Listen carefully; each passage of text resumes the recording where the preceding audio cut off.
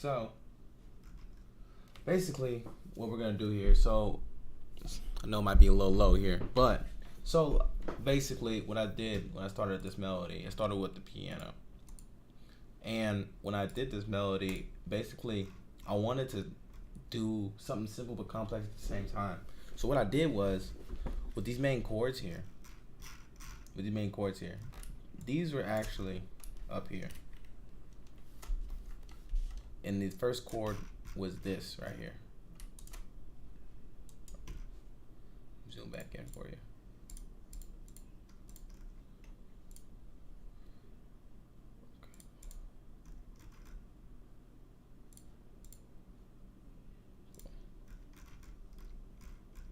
Alright, so what you're gonna do here, I started And what is this?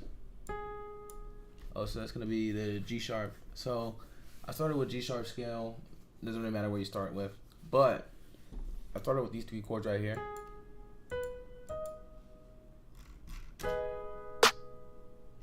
And then I had another chord. It was the same thing. It was still G sharp, but it was still these chords. I just moved the middle note down. You can see it over here. So it went like.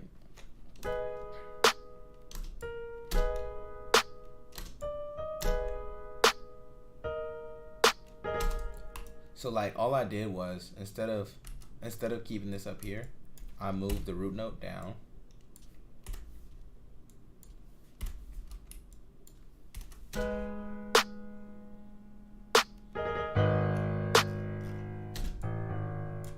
So like, and also I also moved the root note again down 12 octaves to give it more nuts. I call it nuts, but I gave it more character. So like pretty much I wanted to add like some more, I would say like a darker tone to the whole melody, especially with the piano. So I literally have pretty much one in the middle just to add a little bit more color in there, just give it more range. I want it to be hidden everywhere.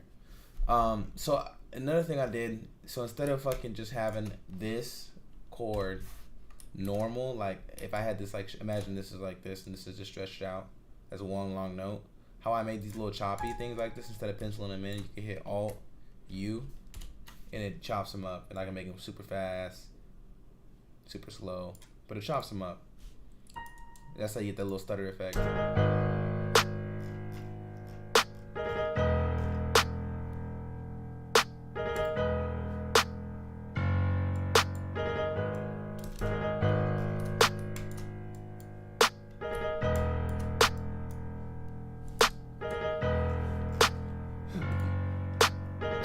Okay, so now when I did the orchestra, this is the violin. So like it was the original melody was the same thing. It was these 3 chords. It was like I started on G sharp. It was these 3. So it was the same thing here. I did the same melodies like this.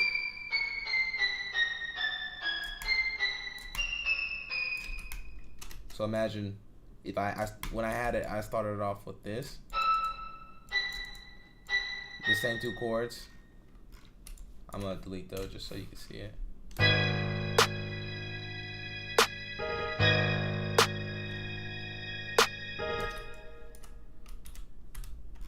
Oh,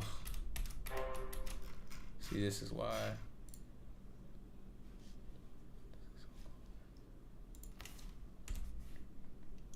I accidentally lost it.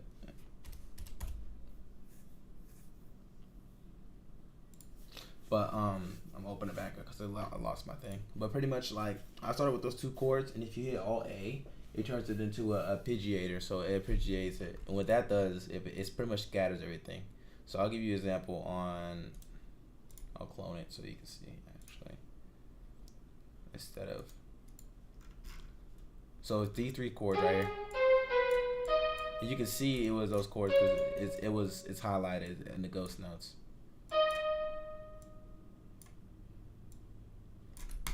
And then it was the same chord copied over again, but the middle note was down.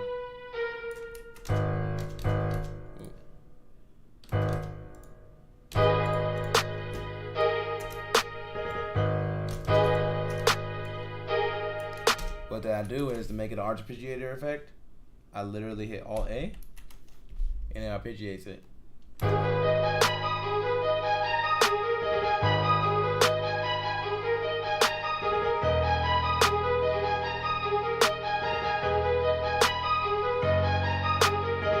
So it adds it more flavor, it gives it more flavor, it changes it up instead of just being born and natural. So I ended up with this.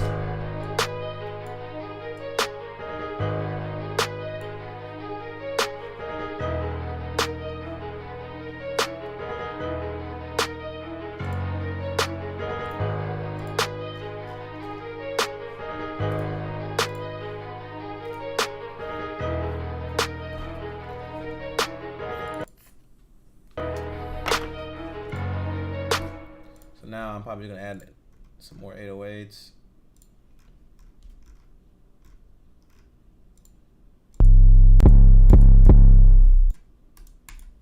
Like that one.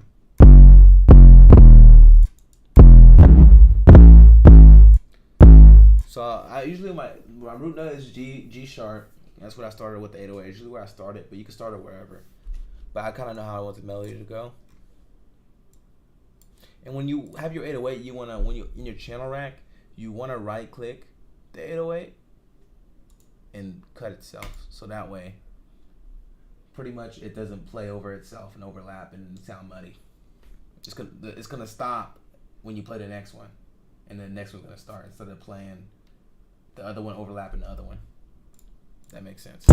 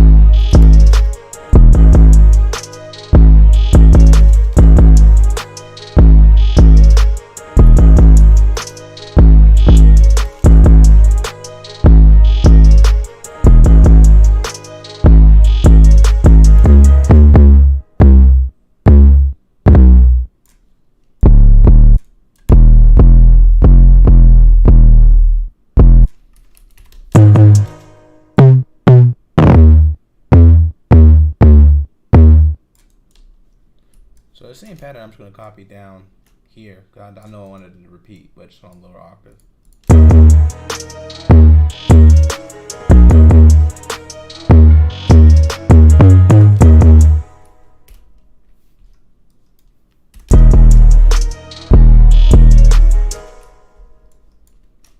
I might switch to 808. This one's kind of aggressive. Let me hear how this sounds.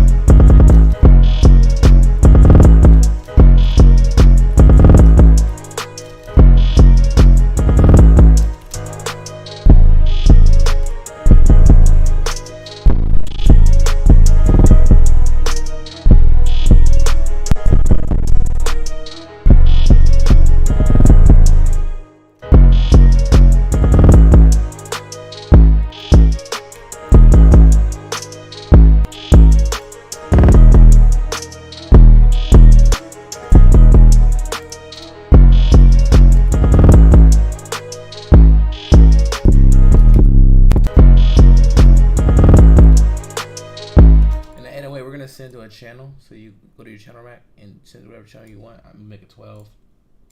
I'm gonna cut some of that high end.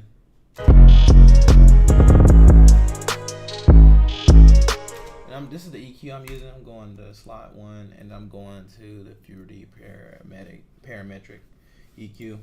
And I'm just cutting off some high end here.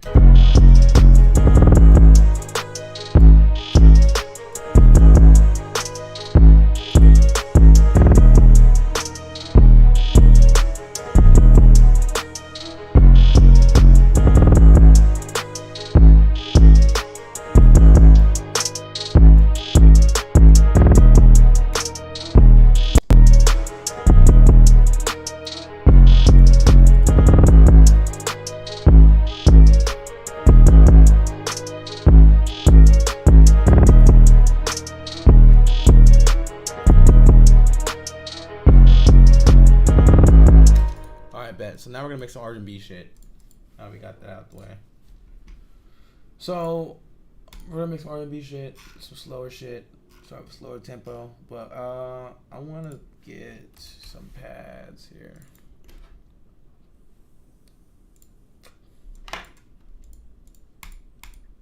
Start maybe with like some keys.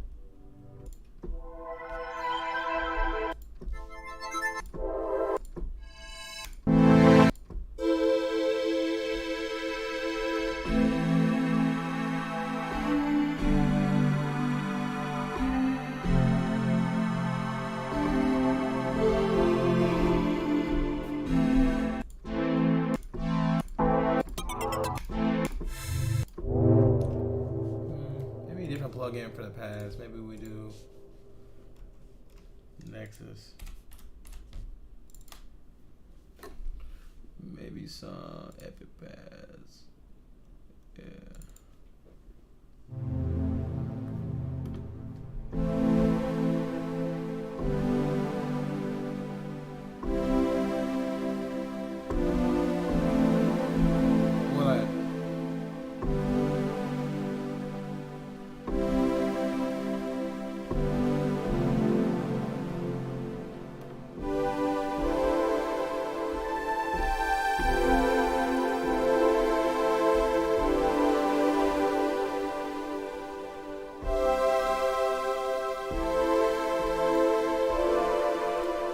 Shit like that. Dun, dun, dun, dun. So like it's not complicated. So like when I'm keeping my fingers here,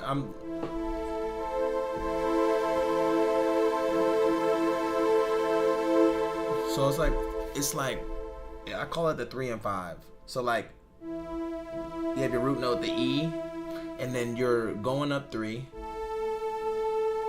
Oh, it's actually. You're going up 3, and then you're going up 2 more from the root note. That's 5. So it's 1, 3, 5.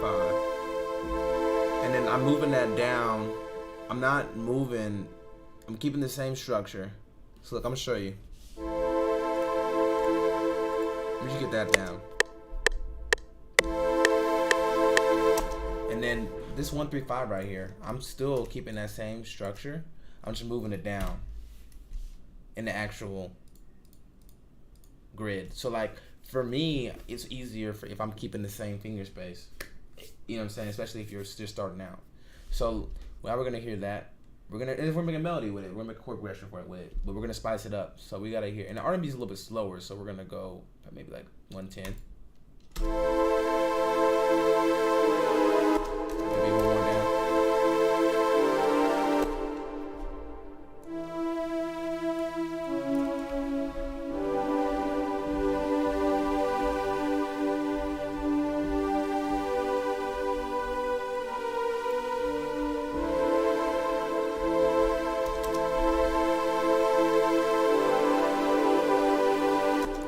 And then dee-dum.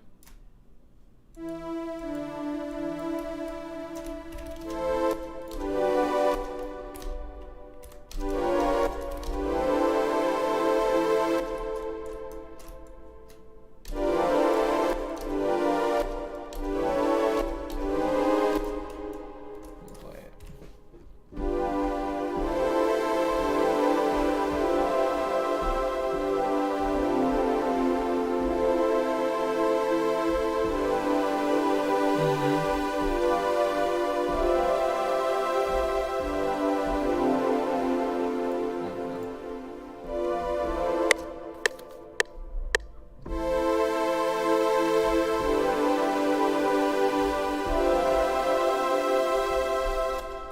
Yeah.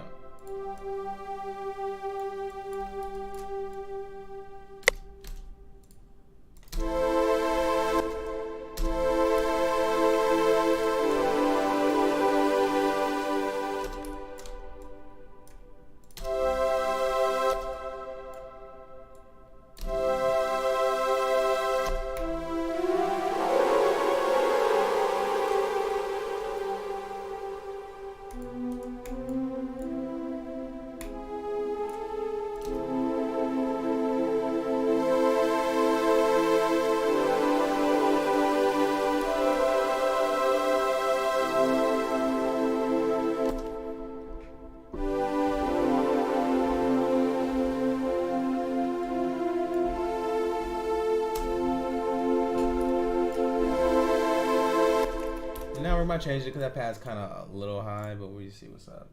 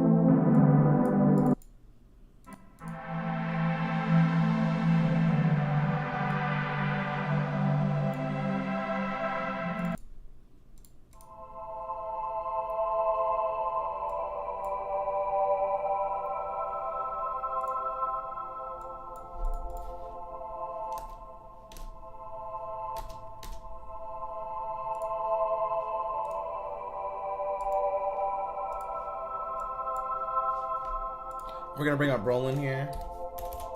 Actually, we're gonna bring up Juno. Probably Jupiter.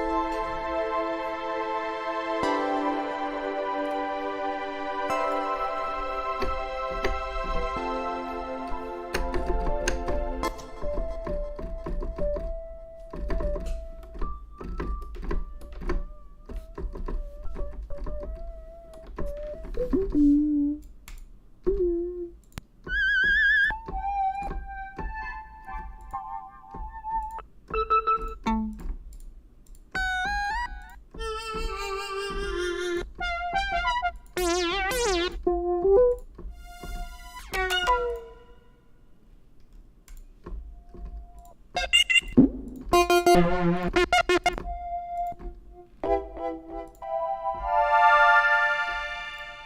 like a different lead.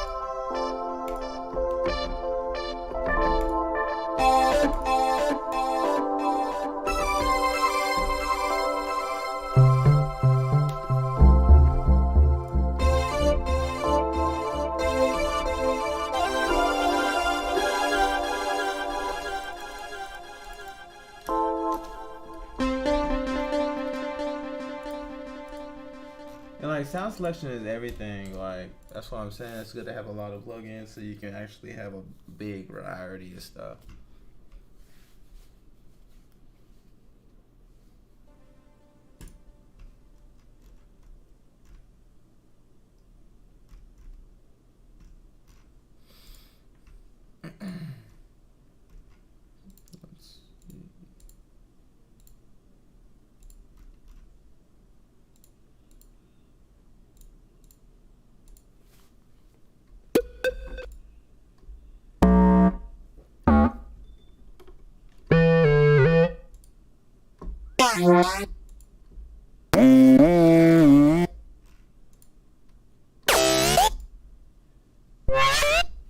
Like you can go in here and dig, like you can go to like add genre R&B and song.